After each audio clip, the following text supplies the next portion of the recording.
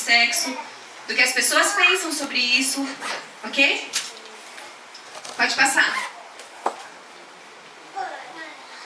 E aí, pra gente começar falando disso, nós vamos precisar acertar alguns conceitos e alguns vocabulários para a nossa conversa não ficar chula, tá?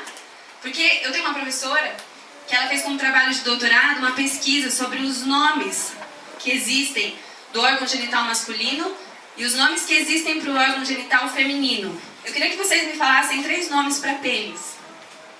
Pênis, eu disse isso mesmo. Pode falar pênis aqui dentro? Proibido? Então a gente pode falar pinto. Pinto pode. Pipi pode. O que mais? Que tem umas que eu não conheço.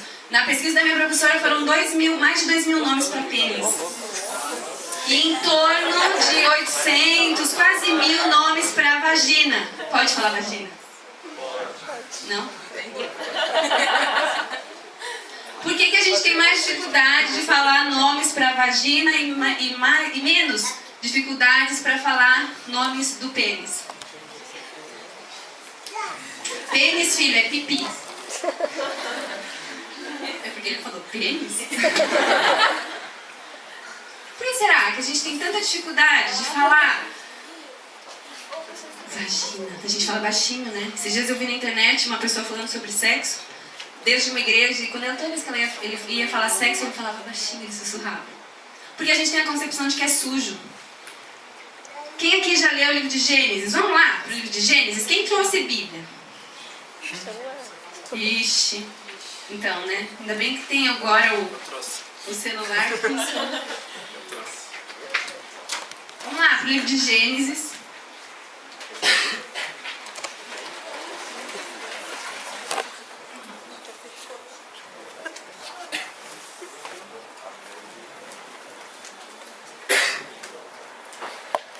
Capítulo 1.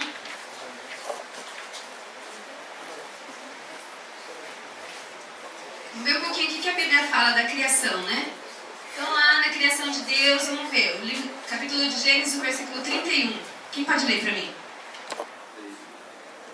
Alguém sabe ler? Gênesis, capítulo 1, versículo 31. Viu Deus tudo quanto fizera, e esse era muito bom. Foi à tarde da manhã do dia 6. O que Deus já tinha feito? Deus já tinha feito o homem aí? Tinha? Deus já tinha feito o homem? No 6º dia? Tinha. E aí, o que acontece? Deus olha e vê. Bom, vamos então, já que a gente está em dúvida, para Gênesis capítulo 3, versículo 8. 3, 8. Está escrito aí. E ouvindo a voz do Senhor Deus, passeava o jardim à tardinha. Ó, lá em Gênesis capítulo 2, 7. Lê pra mim, 2, 7. Gênesis 2, 7. 2, 7. E formou o Senhor Deus o homem do pó da terra, e soprou-lhe nas narinas o fôlego da vida, e o homem tornou-se alma vivente. Na época em que esse texto foi escrito, foi uma aberração, depois, mais pra frente, para as sociedades gregas, pensar que uma divindade poderia tocar na matéria. Né? Então, assim, o nosso Deus, ele é um Deus de relacionamento pessoal, então ele toca na gente, né? E na hora que ele criou o homem e a mulher, ele tocou na gente. A Bíblia diz que ele esculpiu o homem do barro. Isso era uma aberração para a época em que isso foi escrito. Porque a divindade tocar na matéria era uma coisa que não podia. Então a gente vê Deus esculpindo o homem do barro. Então peraí, vamos imaginar como Deus fez? Ele fez a cabeça, às vezes eu brinco com o Davi, né Davi? Como que Deus fez? Então Deus vai moldando, aí chega na barriga, ele pula, vai pra coxa e Deus vai moldando. Foi assim? Aí ele chegou no final e falou, diabo, aí, chegou sua parte, vem. Aí o diabo vem, faz o pênis do homem, o bumbum, é assim? Não, a Bíblia diz que Deus fez a gente por inteiro. Ele moldou. Ele colocou no homem pênis e todo o aparelho reprodutor. E também para a mulher produtor. Ele nos criou. Então, por que será? Pode passar para frente um pouquinho os slides para mim? Por que será que Deus colocou em nós, então, tantas terminações nervosas que deixam um pênis ereto, por exemplo? Quando a menina vem e fala alguma coisa doce no ouvido. Ou quando ele vê alguma coisa gostosa de ver. Porque a menina com o beijo e a carícia, ela fica estimulada sexualmente, lubrificada no canal vaginal. Então Deus fez todas essas coisas e deixou lá todos esses desejos pra gente sofrer. Porque Deus é masoquista. Né? Então Ele colocou terminações dos nossos... no pescoço de alguns, no braço de outros, no pé de outros, sabe lá onde mais, de outros. Né? E Ele pôs todas essas coisas pra gente sofrer. Pra gente ficar sofrendo, segurando lá de prazer até, de vontade de sentir prazer até o dia de gente casar-se. E na nossa época agora, então, lá pelos 30 anos. Não, queridos, não foi por isso. Tinha um propósito e é disso que a gente vai falar hoje. Primeiro, o mais importante é vocês entenderem que quem criou você por inteiro, o seu corpo por inteiro, foi o Senhor. Deus fez você, menina, com uma vagina, que aliás, passa mais pra frente, tem uma figura bem linda de uma vagina aí. Eu queria que você colocasse pra mim. Quem nunca viu, essa não é a figura mais bonita. Quem quiser desenhar pra mim uma figura mais bonita do que essa, eu aceito. Porque ela tá um pouco peluda e eu não aceito. Então, quem quiser colocar uma mulher mais moderna, mais depiladinha, eu acho que vai ficar legal. Manda pra mim que eu tô aceitando, porque tá muito feia essa imagem. Mas dá pra gente ter uma ideia de como funciona, porque a maioria dos jovens, dentro das igrejas, acham que a mulher tem dois buracos. O buraco que faz xixi, o buraco da penetração, onde a mulher teria a relação com o seu marido, e o ânus por onde sai o cocô. E o nenê sairia daí por todos os outros lugares que existem. Né? Mas a gente consegue ver ali, pessoal, que não é bem assim. Né? Então a mulher tem o clítoris lá em cima, tem a uretra por onde sai xixi, tem a vagina, que é o que eu estou falando, que é o canal vaginal, que é onde sai o nenê e onde entra o pipi. E aí o ânus, onde sai o cocô. A mulher é assim. E aí como que a gente chama tudo? Vulva. Quem aqui já ouviu esse nome? Ah, vocês estão estudados no negócio, hein? No T-Street nem sei se todo mundo sabia. Esse é o aparelho genital feminino. Põe o do homem, por favor. Eu particularmente acho o do homem mais bonito. Claro, se a gente acha da mulher, eu ia falar assim. Né? Então a gente tem ali o pênis, o testículo, o saco escrotal, que a gente chama de saco escrotal, é o escroto, a gente acha que esse é um palavrão, mas esse é o nome científico dele. E a gente tem aqui o ânus do homem, eu estou mostrando essa imagem porque a gente vai falar hoje de sexo anal e eu quero que vocês visualizem isso, ok? Esse é o órgão, o reprodutor masculino. Então Deus fez, quando Ele estava moldando o homem, belamente, lindamente, Ele fez todas essas coisas. Ele colocou lá, e você menina, todos esses buracos com um propósito. E um propósito específico, num momento específico. Menino, se você tem um pênis pro lado de fora que fica mais, que funciona mais rápido do que você gostaria, tem propósito de Deus nisso. O principal é a gente entender que o nosso corpo e a nossa mente são uma coisa só. A gente vive numa época regida por alguns princípios e eu quero falar rapidamente desses princípios para vocês, antes da gente entrar na parte das perguntas. Mas é muito importante vocês entenderem que a nossa época hoje é regida por uma das coisas que é o princípio do prazer. A gente é regido essencialmente por prazer, a gente busca prazer o tempo inteiro. Para tudo, não é só para o sexo, para todas as coisas. Então a gente tem um senso de imediatismo. Quem é que já esperou 2 minutos do lado do micro-ondas? Demora um monte, não é? Demora muito. Porque a gente tem um senso de imediatismo, as coisas precisam acontecer muito rápido. Essa história de tudo acontecer muito rápido tem ido para a parte sexual, nossa parte da sexualidade. Então a gente acha que tudo tem que acontecer muito rápido. E daí vem os mitos de sexualidade, que a gente vai falar deles daqui a pouco. As coisas que a gente acha que são verdade a respeito do sexo, a respeito da nossa sexualidade, e não é bem assim que a Bíblia fala. Porque veja, eu estou aqui como psicóloga, eu fiz meu mestrado sobre sexualidade, sobre o desenvolvimento da sexualidade, mas acima de tudo, o livro de regra de vida para a gente precisa ser a Bíblia. inclusive quando a gente fala de sexo. Veja, eu estou aqui falando com liberdade para vocês desses temas. Mas eu não posso perder de vista que a fonte de regra para mim é a palavra de Deus. Então eu posso sim falar, te mostrar essas figuras e crer que depois da nossa conversa aqui, a tua mente não vai ficar contaminada. E depois eu vou falar disso por quê. Por isso que eu fiquei em paz de mostrar e de falar com vocês disso.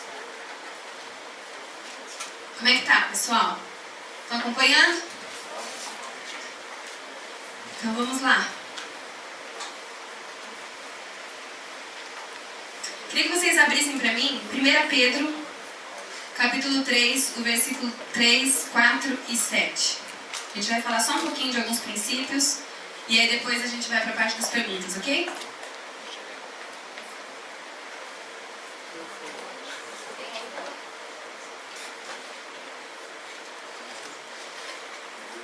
Quem achou pode ler, tá? Foi pra mim um slide, tá escrito sexo e casamento em cima, e daí tem em azul 4 princípios reguladores. 1 Pedro, capítulo 3, o versículo 3, 4 e 7.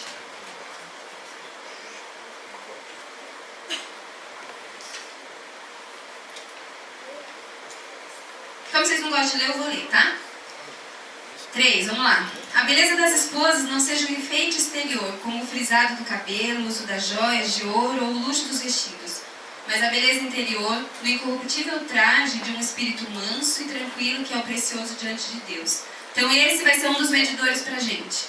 Para as mulheres, espírito manso. Sabe o que significa espírito manso, meninas? Ansiedade controlada aos pés do Senhor. É isso que significa, mansidão, nesse sentido. E aí vai uma palavra que eu quero dar antes da gente continuar para as meninas, e eu vou dar essa palavra na frente dos meninos, que é como usamos o nosso corpo, a nossa vestimenta, em relação à nossa ansiedade para ter um parceiro com a gente, alguém com a gente. E aí acho que vale a pena a gente pensar que mensagem você tem enviado com o seu corpo. Que tipo de homem você vai atrair para a tua vida com a mensagem que você está enviando com o teu corpo. As roupas que a gente usa, o nosso palavreado. É uma mensagem que vai atrair para você um príncipe de Deus, ou é uma mensagem que vai atrair para você um cachorro, que não é de Deus? Uma pessoa que você vai querer te usar, que vai querer transar com você numa noite e depois, ou às vezes nem pede para transar, mas pede para ter bastante intimidade, aí já rompe um monte de valores que a gente gostaria de preservar. Quais são as mensagens que nós meninas que temos, pode incluir os meninas, né? Nós temos a orientação de Deus para que nós desenvolvamos um espírito manso. Qual tem sido hoje o teu espírito em relação à questão da sexualidade, do namoro, do casamento? E aí para os homens, lá no versículo 7, igualmente vós maridos, vivei com elas em entendimento, dando honra à mulher como vaso mais frágil, e como sendo elas herdeiras convosco da graça da vida, para que não sejam impedidas as vossas orações. Eu acho que essa é uma das palavras mais difíceis para maridos. Porque a Bíblia diz assim, olha cara, se você não respeita a tua mulher como um vaso mais frágil, a tua oração vai passar a ser interrompida. Porque você aprende a tratar ela como gente. É mais ou menos isso que Deus está dizendo. Aprenda a tratar a sua namorada, aprenda a tratar a sua amiga de igreja. Se você não fizer isso, camarada, tua oração vai ser interrompida. É mais ou menos essa palavra que Deus está dando para nós. E depois a gente vai ver outras palavras de Deus para quando se trata de relacionamento de intimidade. Porque veja, se a gente está aqui numa mesma igreja, vocês são solteiros, existe a possibilidade de entre vocês acontecer casamentos. Eu estou vendo que tem gente aqui que namora. O princípio de cultivar essas coisas em amizade dentro de uma igreja precisa existir. Dos rapazes preservarem a integridade física, emocional e espiritual das suas amigas de igreja.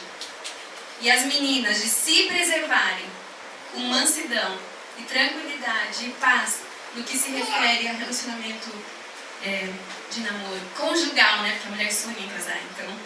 E ainda é assim, tá, gente? Mesmo a gente tendo todos esses discursos de modernidade, de que a mulher está emancipada, e porque a mulher se sustenta sozinha, porque o homem está mais fraco, tem um monte de estudos no meio da academia sobre isso. A verdade ainda é, a mulher ainda quer alguém que cuide dela. E o homem ainda quer uma mulher que satisfaça suas necessidades sexuais. E aí a gente precisa repensar essas duas coisas. Que, meninas, o único que vai te satisfazer e cuidar de você de verdade não é o seu marido, é o Senhor. E se você estiver segura disso enquanto você é solteira, você pode casar tranquila. Nunca você vai ficar com as suas necessidades sem serem supridas pelo teu marido. Porque o teu coração vai estar no lugar certo. Meninos, se vocês esperarem e casarem com a mulher de Deus, para a vida de vocês estejam certos que vocês vão sempre vão ser sempre saciados na questão da área sexual. Vocês não vão errar, nem na área de sexo, porque eu entendo que se foi Deus que criou o sexo, Ele também vai escolher o parceiro que vai estar com a gente. Tem pergunta já? Quem pode trazer para mim? Se quiser dar para o Davi, ele traz a caixinha. Davi, traz para mim ali, ó. Não quer, filho? Então, vamos lá. Eu vou falando das coisas. Se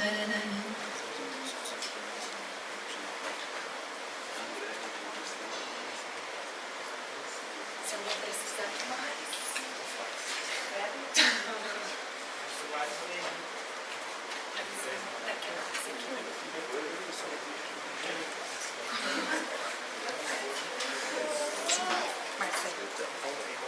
Essas duas perguntas são perguntas que sempre me aparecem e eu sempre gosto de responder elas. Eu vou falar primeiro dessa aqui. Se vários costumes antigos foram contemporanizados, como o uso de saias longas, véus, o que mais? Impuridade das mulheres menstruadas, vou falar sobre isso. Por que o sexo não sofre atualização nas igrejas? Essa é uma pergunta que sempre me fazem. Ué, mas se a Bíblia, a gente atualiza alguns conceitos, principalmente a respeito da lei, né? Por que a gente faz a mesma coisa com o sexo? Vou dizer pra vocês por quê. Primeiro, eu vou dizer pra vocês como psicóloga e depois eu vou à luz da palavra de Deus, ok?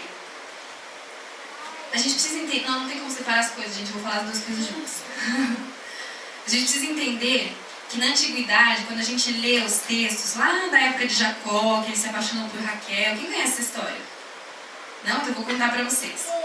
Jacó, ele era um cara que conhecia Deus, mas ele era meio sacana, assim, apesar da Bíblia falar bastante dele, mas ele achava que ele conseguia tirar vantagem das coisas.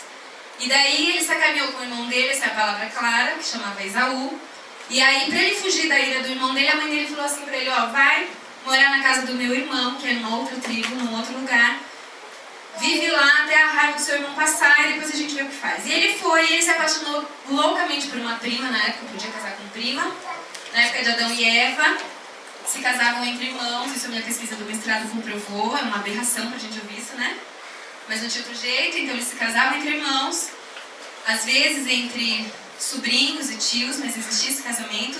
E na época de Jacó, na época de Esaú, Jacó foi e casou com a sua prima, se apaixonou por sua prima Raquel. Ele foi, chegou pro sogro dele e falou, olha, estou apaixonado por Raquel, o que eu posso fazer para casar com ela? Ele falou, olha, trabalha para mim 7 anos, que eu vou dar a mão de Raquel para você, em casamento. Raquel, ela chamava. E aí ele trabalhou 7 anos. Chegada a noite de núpcias, ele se arrumou, foi lá, se trocou, tomou um banho. O quarto que o sogro que tinha preparado o quarto onde ia ter a primeira noite, era escurinho, só tinha a luz do luar, ele dormiu com a esposa dele, se satisfez, foi uma noite maravilhosa, de manhã ele acordou, foi dar um beijo de bom dia na esposa dele, quem era? Lia, a irmã de Raquel. Ele tinha sido enganado pela primeira vez, talvez na vida dele, tinha recebido, ao invés de receber a mulher que ele tinha se apaixonado, que era Raquel, ele tinha casado com Lia, que era a irmã mais velha de Raquel. E aí depois, ele chega e vai cobrar a dívida do sogro. Ele fala, escuta, não foi por essa que eu trabalhei, eu quero casar com Raquel. O sogro fala, ok, você vai trabalhar mais 7 anos, mas como eu já confio em você e sei que você vai trabalhar mesmo, então faz assim, dorme, pode ficar com Raquel já como esposa, mas você trabalha para mim os 7 anos. Como a gente sabe que ele casou com Raquel? Porque a Bíblia diz que ele foi e se deitou com Raquel. Por que eu estou falando isso? Queridos, na Bíblia não existe diferença entre sexo e casamento. Biblicamente, sexo é casamento. Essa diferença, pode entrar, gente. Estou falando de assunto picante, mas pode entrar. Biblicamente, não existe essa diferença que nós fazemos hoje. Ah, pode sexo antes do casamento? É como se Deus falasse assim, quê? O que vocês estão falando? Entende o que eu quero dizer? Não dá pra gente falar biblicamente, não dá pra eu dar uma resposta pra vocês bíblica sobre sexo fora do casamento. Porque biblicamente, no Velho Testamento, não existia essa história de sexo fora do casamento. Sexo e casamento eram a mesma coisa.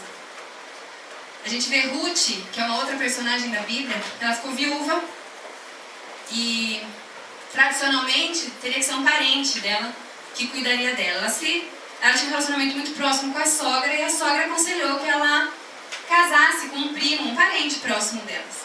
Sabe como foi esse casamento? Aconselhado pela sogra, você vai, se arruma bem bonita e deita aos pés dele. E eles tiveram relação sexual. Eles casaram e ele passou a cuidar dela. Eu aprendo com isso, queridos, que não dá pra gente fazer diferenciação. No Velho Testamento não dá. Ah, mas então o Novo é o período da graça, então tudo é diferente. Bom, o que muda é a nossa mente. A gente vai ver alguns textos depois que mostram Paulo dizendo assim, olha, sabe contra o que vocês precisam lutar? Contra a concupiscência, que são as coisas pecaminosas que existem dentro de vocês, que já existiam antes da lei, mas que vocês passaram a saber que são erradas agora só por causa da lei.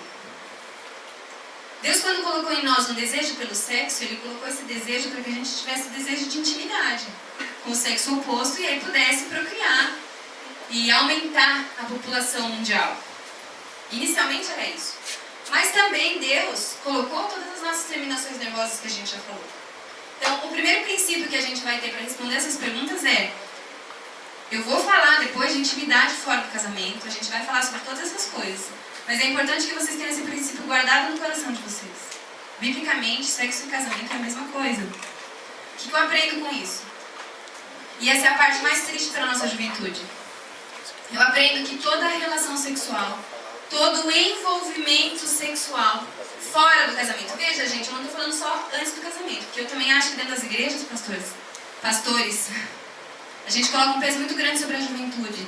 E está cheio de divorciado fazendo sexo fora do casamento.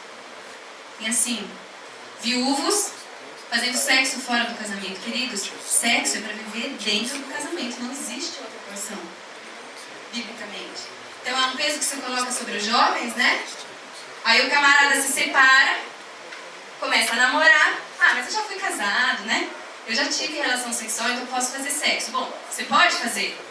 Biblicamente, todas as coisas não são listas, mas nem todas nos convêm. Eu vou falar sobre esse texto depois. Mas, biblicamente, sexo é para ser feito dentro do casamento. Não importa se você já fez sexo antes. Ok? Esse precisa ser um princípio. Um princípio para nortear a nossa discussão. Então, por que a gente não contemporaniza essa história de sexo?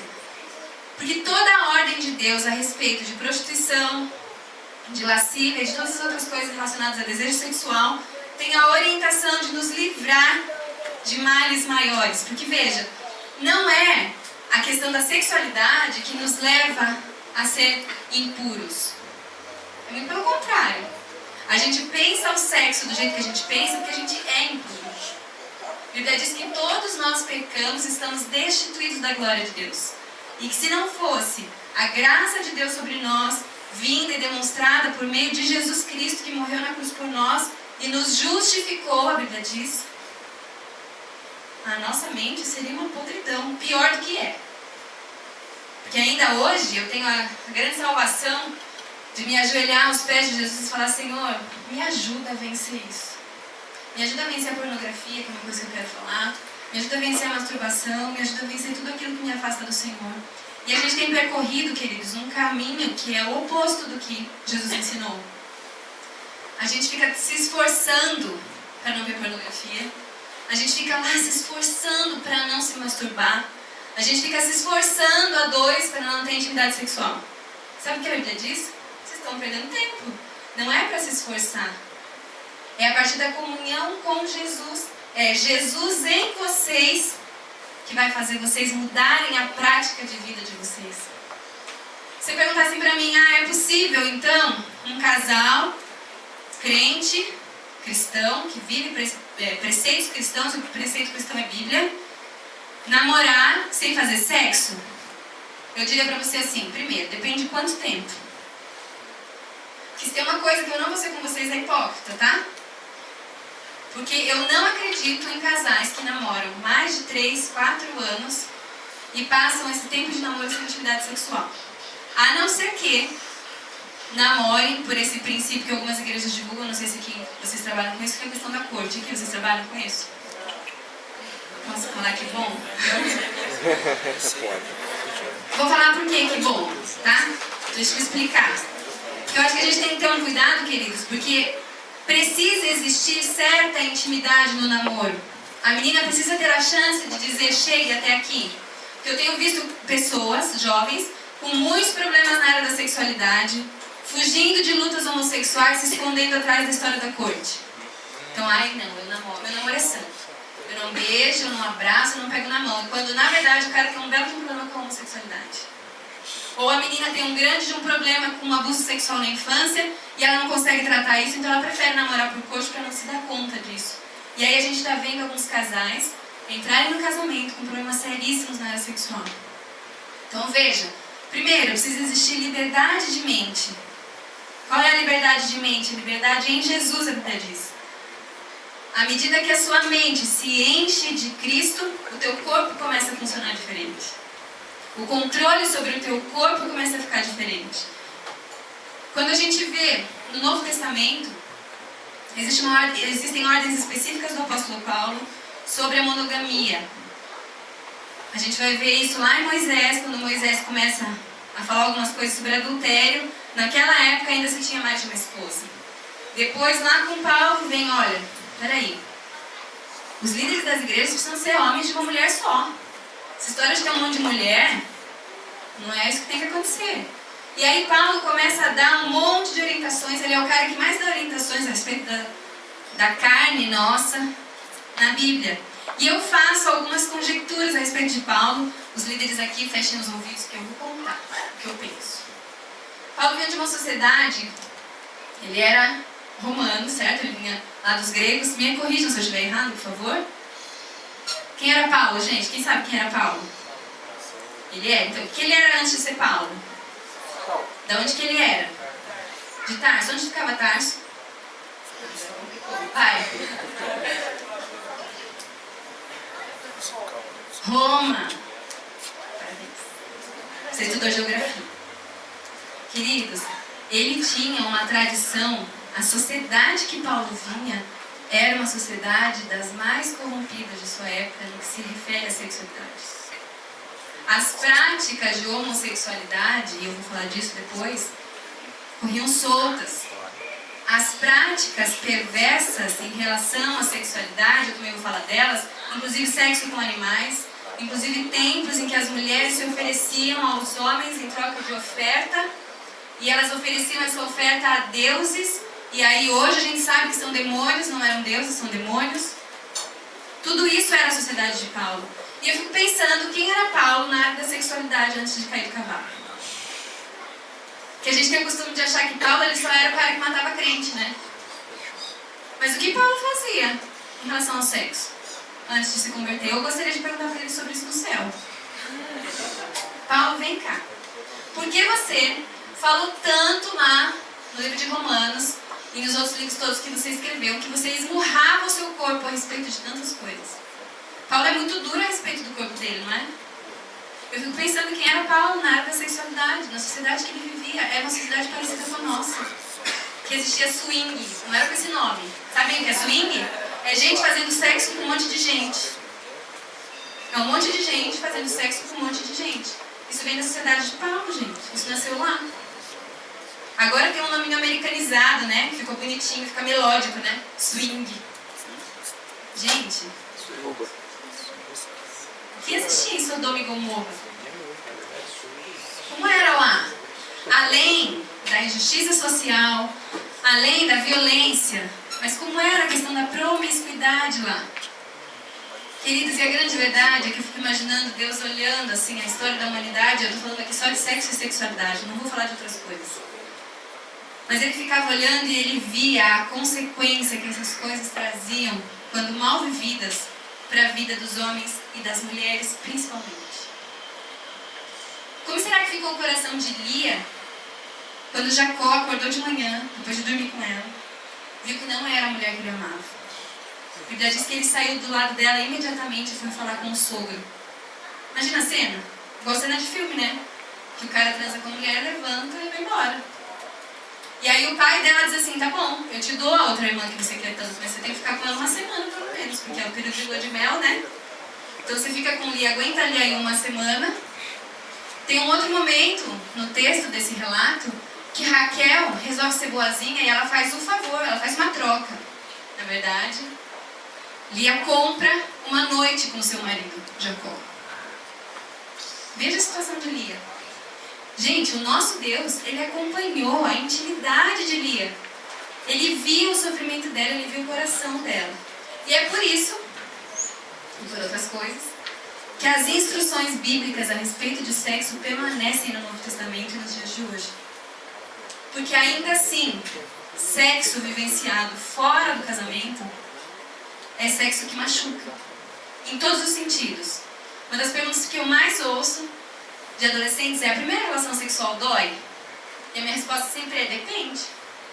Depende de como você vai fazer, com quem e aonde. Se você fizer na traseira de um carro, com pressa para o guarda não aparecer, com pressa não dá tempo de abaixar as calças, querida, vai doer, não vai ser só a vagina, vai ser as costas, né? Vão ser outros lugares, porque não vai dar tempo de ter lubrificação, e aí vai doer, e vai sangrar provavelmente. Toda a primeira relação sexual sangra? Não, não é toda a primeira relação sexual que sangra. Às vezes sangra, às vezes não sangra. Tem mulheres que sangram na primeira relação sexual e nem sempre sentem dor. Então não é que sangrou que vai sentir dor, entendeu?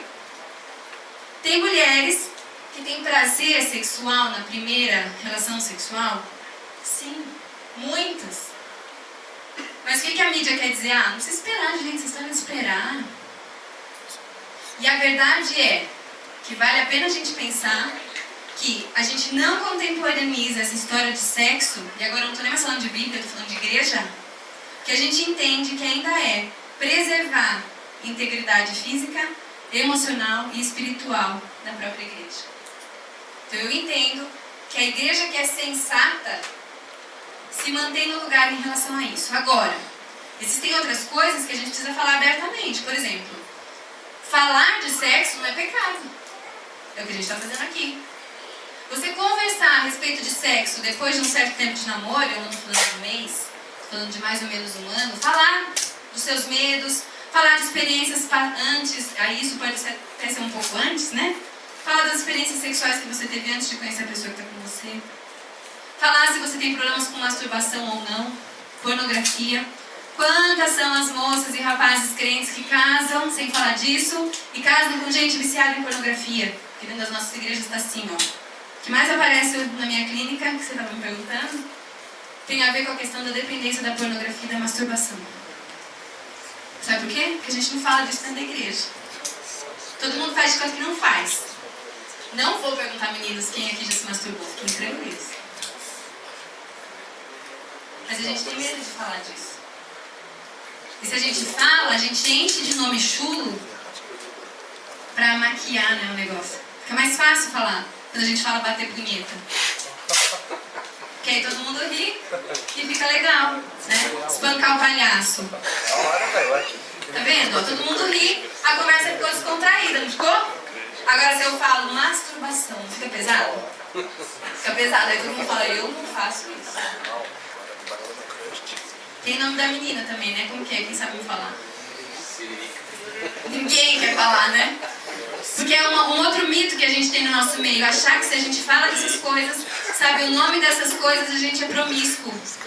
Queridos, biblicamente, promíscuo é quem vivencia a sexualidade fora do casamento. Você tirar as suas dúvidas, você conversar sobre isso, vai fazer, sabe o que com você? Livrar você do mal e do pecado. A Bíblia diz assim: confessai os vossos pecados uns aos outros e vocês serão curados. É um dos únicos textos que a Bíblia fala sobre cura. São pouquíssimos os textos que a Bíblia traz sobre cura. E o texto que aparece de cura, a Bíblia fala muito de libertação, de liberdade em Jesus, né? Mas quando a Bíblia fala de cura, de relação, é confissão. Gente, confissão, a não ser que você seja surdo-mudo, você vai falar com as mãos, mas você fala com a boca, você fala. Então a gente precisa superar os nossos medos, os nossos mitos. Por isso que a gente não contemporaniza o sexo dentro das igrejas. Por isso que a nossa orientação ainda é, espere. Porque vivenciar o sexo fora do casamento, veja, repito, eu não estou falando antes do casamento. A minha orientação para mulheres divorciadas, porque eu trabalho com muitas, é a mesma. A minha orientação para viúvos que querem casar de novo, gente, casa logo. Né? Viúvo e divorciado que já tem vida material montada, eu não entendo muito, porque tem alguns na minha igreja assim, fica namorando 3 anos. Eu não vou nem perguntar se eles têm relação sexual, né, gente? Porque é óbvio. Ou é hipocrisia minha achar que o casal viaja junto, faz tour não sei aonde junto, junta os filhos numa confraternização, na hora de ir para um hotel, cada um dorme com seus filhos. Que eu sei, não. Queridos, é sexo fora de propósito do casamento. Então vejam, o peso não está só sobre vocês, jovens. Teoricamente virgens. Quem dera, né? Eu vou falar disso depois também. Então por isso, porque a orientação bíblica de preservar livra a gente de feridas. E depois, em um casamento, pode tudo com seu marido? Todo mundo me pergunta isso, quem já foi no Tim sabe, né? Todo Tim tem. Por favor, tem uma partezinha que está escrito sexo e casamento, tem os textos de Cantares de Salomão. Quem quer ler o livro de Cantares para mim? Cantares. Quem já leu o livro de Cantares? Bem corajosos. Cantares de Salomão, capítulo 1. Pode ler, tá, gente? Não é pecado, não é livro pornográfico dentro da Bíblia. Tem gente que acha, sabe? Não deixa os jovens lerem Cantares de Salomão, que eles vão ter um monte de ideias. Que bom que tenham. Tenham muitas ideias, porque eles vão poder executar isso dentro do casamento. Porque a pior coisa que tem é um casamento sem ideia. Entendeu? E a gente vai falar disso. Vamos lá. Cantares, capítulo 1, versículo 2. Quem pode ler? Ninguém quer ler. Ai, vocês não têm aula de português. Beije-me ele com os beijos da sua boca, pois melhor é o seu amor do que o vinho. 1,16. Quão formoso és, amado meu. Quão amável é o nosso leito é viçoso. O que é viçoso, gente? Sabe? Quem é do time não vai falar. O que é viçoso, gente? Viçoso é uma coisa fraca, que não funciona, não levanta, é isso? A Silanina estava falando o seguinte: amado meu, você é um homem viçoso que comparece todas as vezes que eu preciso. Ela estava dizendo, querido, amado meu. Ele estava dizendo, amada minha, você é linda, você é perfeita, não importa como ela fosse. E ele estava dizendo, amado meu, você é viçoso, o nosso leito é viçoso, o nosso leito tem atividade sexual. É isso que ela estava dizendo. Lá no capítulo 4 e 5, e depois, mais ainda no 7, vamos no 7. Eu sei que ninguém vai querer ler. Capítulo 7, vamos lá para o versículo 8. Dizia eu, subirei a palmeira, pegarei seus frutos, sejam os teus seios como cachos da vide, e o aroma de tua respiração como o da maçã. Gente, ele está falando assim, então, sejam os teus seios como as uvas. O que a gente faz com uva? A gente segura na mão e joga fora, porque é pecado fazer qualquer outra coisa. Uva, gente, chupa, a gente coloca na boca. É isso que ele está falando, gente. E a gente tem medo de falar essas coisas. E por que eu estou falando isso com vocês que ainda não são casados? Para que vocês tenham esperança de que o sexo dentro do casamento é uma coisa boa, não é uma coisa sem graça. Porque o que a gente repara, o que parece nas igrejas, né? A gente olha para aqueles pastores, eu não sei se é o caso de vocês aqui. Olhar para o líder de vocês. Olha, esse cara é mais nada de criativo, né? Que a gente tem essa concepção de que tudo que é ligado ao sexo é pecado. Eu já vou falar para vocês especificamente o que é pecado. Mas, queridos, a Bíblia diz assim: Se o leito de vocês tiver tantas outras coisas que a gente vai falar depois, o casamento pode ser criativo, pode ser gostoso. E essa é a intenção de Deus. E por isso que a gente não contemporaniza o sexo, por isso que a gente continua falando, ó, continuem se guardando, continuem se preservando, que vocês vão descobrir sexualidade com a pessoa que vocês vão casar, o sexo com a pessoa que vocês vão casar, e vocês têm uma fonte de inspiração aqui dentro da Bíblia que é o de cantar, vocês não precisam ver pornografia, não precisa ler Kama Sutra, não precisa ficar conversando com os amigos e com as amigas nas rodinhas, já que você não assiste pornografia, eles assistem, e daí eles falam o tipo de sexo oral e sexo anal que as pessoas fazem. A gente tem instrução, primeiro, instrução de instinto que o Espírito Santo deu pra gente, de experimentar as coisas. E a gente tem instrução do livro bíblico, que fala coisas que eles faziam. O texto aqui tem um monte de coisas. Ele vai falando muitas vezes do corpo, do ventre, ele passeia pelo corpo da esposa dele. Sabe, às vezes eu vou falar sobre esse texto com mulheres casadas mais velhas. E a reação que muitas têm, e provavelmente muitas delas sejam as nossas mães. Porque elas têm a ver com a maneira que a gente aprendeu o sexo, né? A maneira que algumas mulheres lidam com a questão de sexo oral, de beijos e carícias, de toques, é uma maneira repugnante de ser, nojenta de ser. E foi assim que elas aprenderam sobre o sexo. Sabe aquela história? Menino estava com a mão no pênis, vai lavar a mão. Né? Estava guardado dentro da cueca, ele tinha acabado de tomar banho e fez xixi. Pôs a mão, tem que lavar a mão. Não consigo entender a relação. Porque se a gente pensar, gente, se o menino que acabou de tomar banho e não fez xixi, é o lugar mais limpo do corpo dele, é o pênis dele. Não é? Tá lá protegido. Se ele cuida, se ele lavou bem. Se ele lavou bem. Que aliás, não, vou falar já. Vou falar já. Tem que lavar direitinho. Meninos. Meninos que não foram circuncidados, sabe disso? Tem pele em cima do pênis, né? Pelinha. O que tem que fazer? Cuidar da higiene. Quando vocês forem casados, isso é uma coisa muitíssimo importante. E agora também já é, para vocês criarem hábito. Precisa ter orientação de um médico, precisa ver se está tudo ok com o pênis. Sim, precisa cuidar do amigo. Abaixar a pele para fazer a limpeza. Isso não é estímulo para masturbação. E também se acabar acontecendo a masturbação, a gente vai falar disso. O negócio é ficar limpinho, ficar bem, isso é importante. Mas a grande questão é que a gente tem a concepção de que sexo é sujo. A menina também precisa estar limpa. Precisa aprender a se lavar. Cuidar de si, do seu corpo.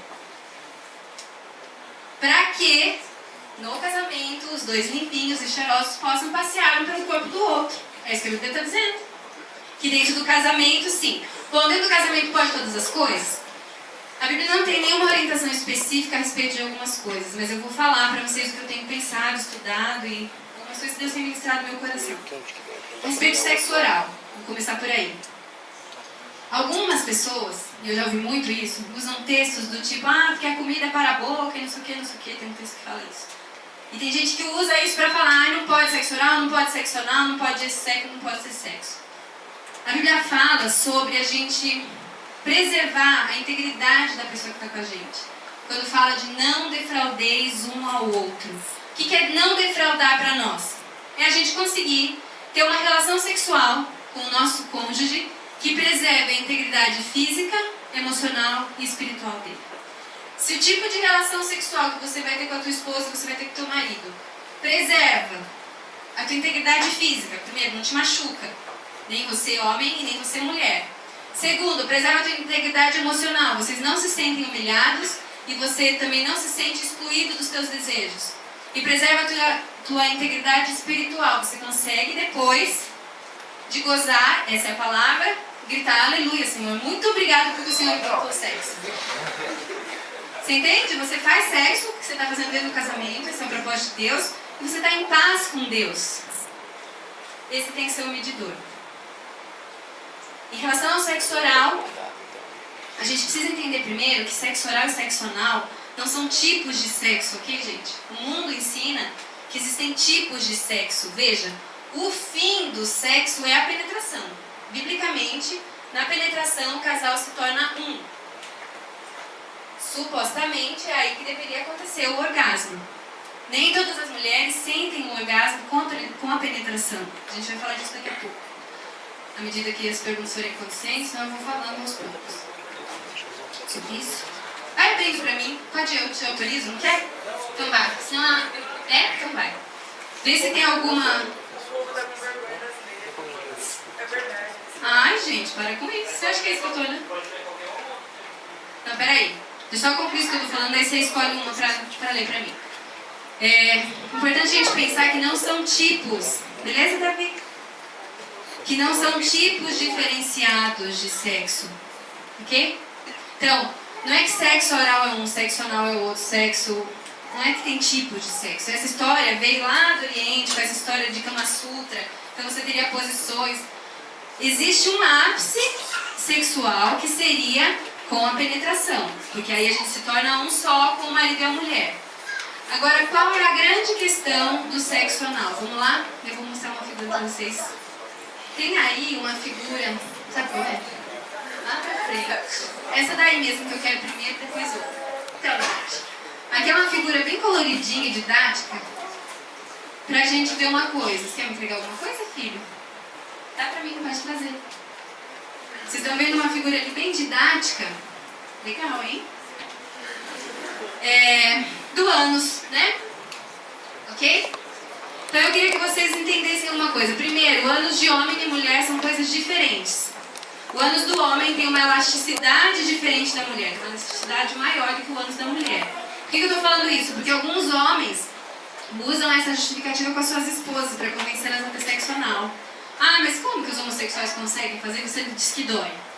Primeiro porque é diferente, tá? A contração, toda a parte de estria da musculatura do sexo do ânus do homem e da mulher são diferentes. Pode pôr na figura da mulher. Vocês percebem que se acontece a penetração no ânus da mulher, se esbarra numa parede, que se esbarra em outros órgãos que são vitais. Por isso a mulher geralmente sente dor. A gente tem que entender, só um pouquinho, você pode levar o Davi para passar um pouquinho agora? Davi, você podia levar, esses caras aqui para conhecer a igreja. Leva lá. Por favor. Ele começou a ficar bem atento, sabe, gente? Eu percebi. O negócio começou a interessar. Depois a gente conversa, né? É o seguinte, a gente precisa entender que todo sexo anal que vocês veem em pornografia, ele necessariamente acontece encontro do pênis com fezes. Só que na pornografia isso não aparece, né? Então, para casais homossexuais que têm uma prática anal, existe uma coisinha chamada lavagem intestinal. Isso é prática deles. Alguns deles têm uma ducha especial que é inserida no ânus e sai com um jato bem forte de água para limpar todo o canal intestinal. Eles fazem cocô antes para que não se tenha contato de fezes no sexo. Só aí já é pra gente parar pra pensar, ok? Outra coisa, todo sexo anal feito precisa necessariamente estar acompanhado de preservativo, mesmo dentro do casamento. Por quê? Porque o ânus não foi feito para receber pênis, o ânus foi feito para ser cocô. Né? Fisiologicamente eu tô falando. Fisiologicamente foi assim. E o que acontece é que necessariamente vai acontecer contaminação por bactérias. E alguns casais vão mais longe, que é colocar o pênis no ânus e depois colocar o pênis na vagina. É certo uma infecção na mulher. Isso é comprovado.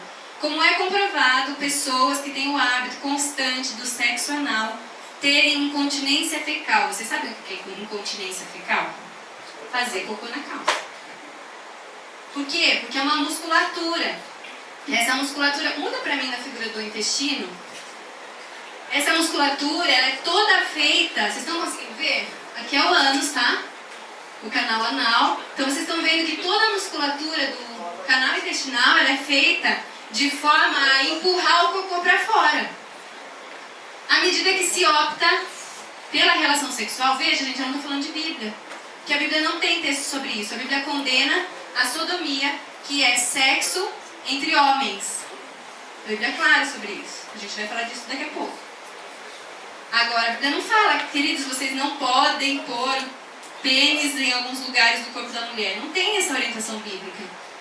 Então, o que eu posso é, racionalmente, porque a Bíblia diz que o meu corpo é templo do Espírito Santo, certo? A Bíblia diz que o Espírito Santo de Deus dá discernimento pra gente, e é esse discernimento, por isso que Paulo fala, renovem a mente de vocês em Cristo Jesus. Que é isso que vai importar no final das contas. Queridos, isso é suficiente para eu entender que o ânus não foi feito para receber o pênis, fisiologicamente falando. Então veja, se eu estou falando de integridade física, emocional e espiritual, eu preciso repensar a questão do sexo anal. Por quê? Porque o sexo anal envolve tantas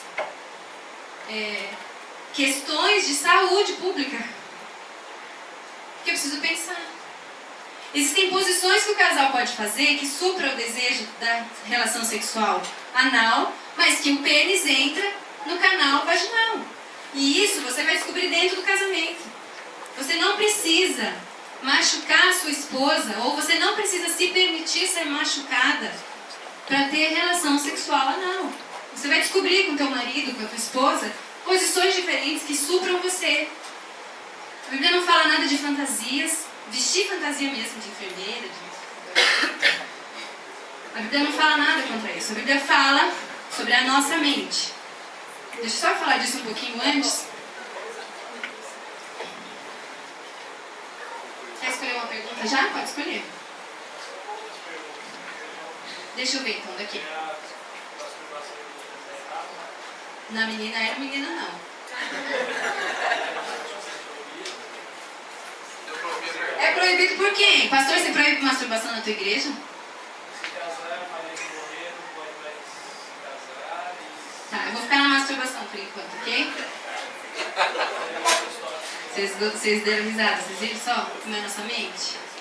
É uma podridão mesmo.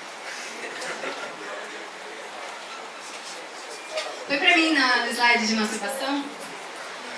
Então a Bíblia diz o seguinte, sobre masturbação nós vamos usar o seguinte critério. Porque a Bíblia também não diz, você não pode pôr a mão no seu pênis e fazer uma fricção nele ao ponto de você sentir prazer e ejacular com ele. Então quando me perguntam assim, é pecado se masturbar? A minha resposta sempre é, se você consegue se masturbar pensando numa árvore, não é pecado. Ok? Porque o problema não é o toque da sua mão, o toque de um vibrador no seu órgão genital. A questão não é essa. A questão é o estímulo que a minha mente precisa para o ato da masturbação. Entende? Porque é com isso que Deus está preocupado, tá, gente? A Bíblia diz assim, olha, o pecado que vocês cometem no corpo, ele é muito difícil porque é um pecado direto no corpo. Então é tão difícil de se livrar dele. A Bíblia vai dizer isso. Mas a gente vai vendo ao longo do cristianismo e ao longo da palavra de Deus que a maior preocupação de Deus conosco é com a nossa mente. Porque a Bíblia diz assim, que na nossa mente nascem as concupiscências que fazem o nosso corpo perecer. É isso que a Bíblia vai dizer. Vamos ler o texto lá de 1 Coríntios 6:12. É o texto que todo mundo usa para falar de sexo nas igrejas, mas eu quero dar uma outra ênfase para ele. Todo mundo, os pastores da minha época adoravam usar esse texto. Olha, todas as coisas me são lícitas, hein?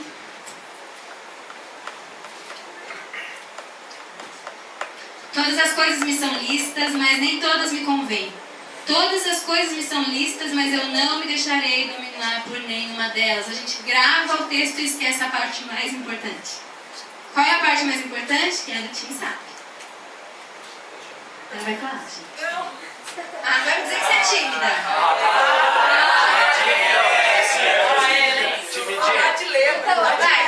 Tá. Vocês estão com amnésia? Timidinha, então?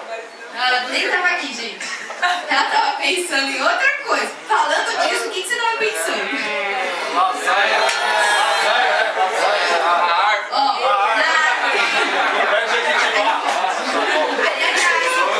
Queridos, o texto diz assim, todas as coisas me são lícitas, mas eu não me deixarei dominar por nenhuma delas. A parte mais importante é, eu não me deixarei dominar por nenhuma delas. Ah, mas eu já me masturbei agora, meu querido. Você masturbou, que bom, você curtiu um momento. Ai, a menina, eu me masturbei, agora Deus não vai mais ouvir minha oração. Minha amiga, não é esse o problema. O problema é você ser dominado por essas coisas. E isso vale para tudo. Vale inclusive para quem está tentando fazer regime para emagrecer e não consegue parar de comer. Né? Vale para quem tem o hábito de mentir e não consegue parar de mentir. Vale para quem tem hábito de pornografia e não consegue parar de ver pornografia. Vale para quem se masturba toda vez que volta do culto sábado e não consegue parar. A grande questão é o que te controla. Que se é o Espírito Santo de Deus que te controla, você não vai nem ser uma preocupação tua.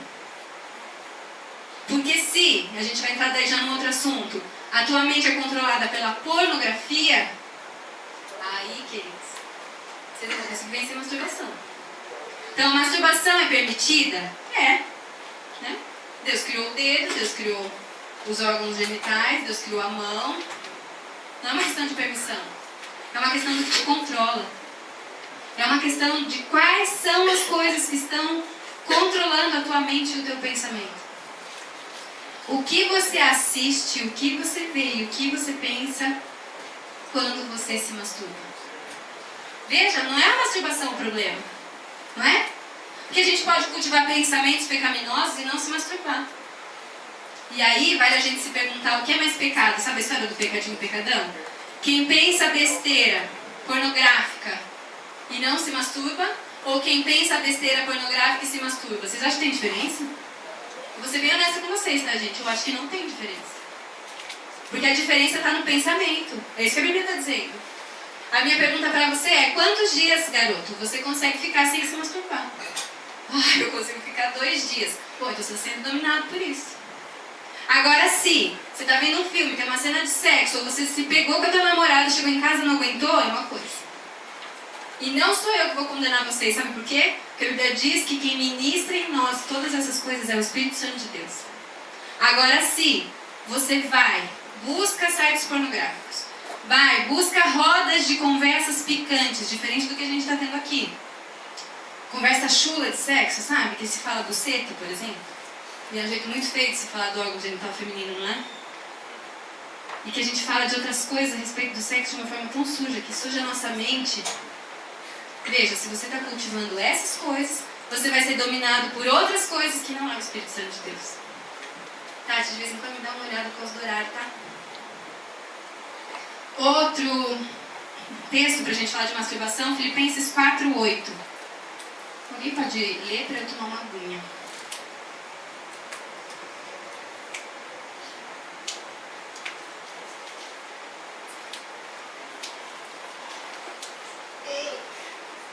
Quem achou pode ler.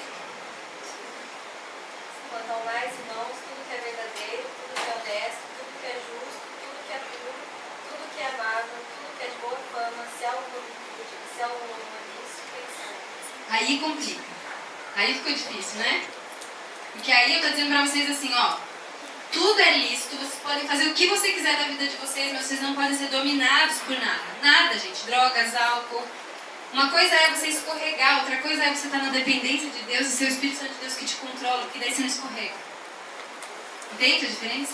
Agora, mais difícil é eu chegar pra você e dizer, ah tá, mas então no que você tem que pensar? No que você tem que encher a tua mente? O livro de Filipenses vai dizer assim, olha, tudo que é puro, tudo que é justo, tudo que é de boa fama. Se algum louvor há nesse pensamento, nessas coisas vocês devem pensar. Percebe que daí a pergunta de masturbação fica estranha? Porque a questão não é a masturbação em si. Olha como a gente caminha o oposto do que é o certo. A questão é o que está enchendo a nossa mente.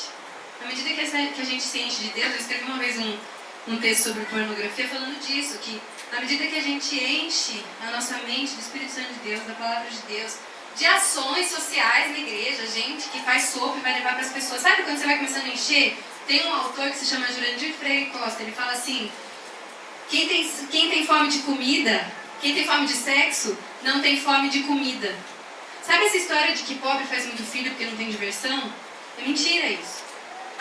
Porque quem, de fato, tem fome de tantas outras coisas, não fica com tanta sede de sexo. Porque a nossa vida não é baseada só nisso.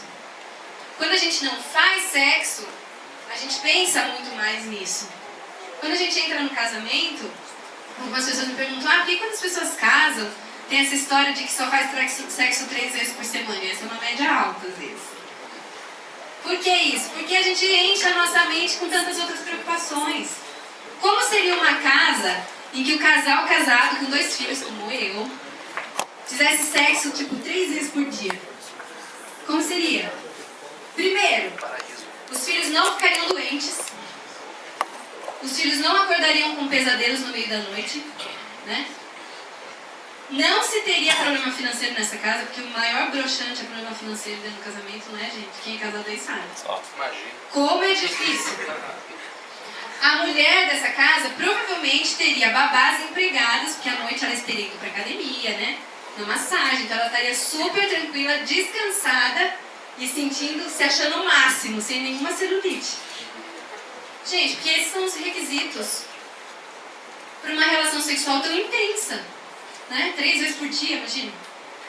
Então é muito difícil no casamento se ter